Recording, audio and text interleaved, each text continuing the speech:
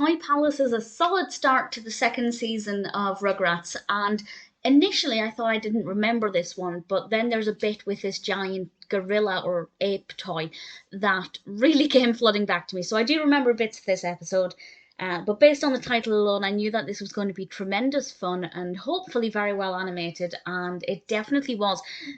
Stu and Chaz are at Toy Palace, which is a toy store with Chuckie and Tommy, and by chance the babies find these toys that look very much like them, which I thought was quite clever and very well animated.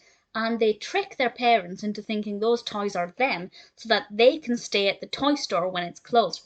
And the fathers go off thinking they have their children, and the babies explore the toy store. And that in itself is a fun concept. It's very well animated. There's a lot of fun stuff to look at, and the train in particular I thought was pretty fabulous, particularly when we had the perspective of the babies. I just really thought that was very well done. But what's more important is that with all of the toys, something goes wrong. And it's really helping to show that, yeah, this is a really fun environment, but if you stay here when it's closed, bad things will happen. The toys will malfunction, things will break, things will go wrong, you'll get stuck on a train that you can't stop. And I thought that that worked really well as a fun way of saying, hey, let's explore the toy store, but also let's show that anybody watching it who's thinking about it probably should maybe consider not staying in the toy store.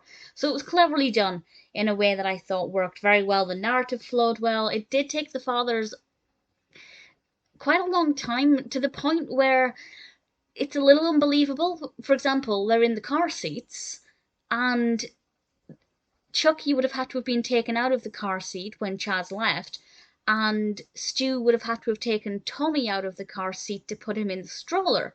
And neither realised that this toy that they are holding is not their baby. So you do absolutely need to suspend disbelief with this one. But as long as you can look past that, I think it's pretty good fun. Very, very well animated. The design of the toy store is brilliant. The world of miniatures looked awesome. And I just really liked the fact that every time there was a fun toy or a fun display, it also went, yeah, this is great, but if you're on your own, things will go wrong. So a nice way of having a pretty prominent message. Very, visually brilliant, very well animated. And one that I remembered bits of, which was a relief because I was beginning to think that I just had memory issues with Rugrats because a lot of the first season just didn't come back to me. Hopefully I'll remember more of season 2. Toy Palace is definitely a really good start.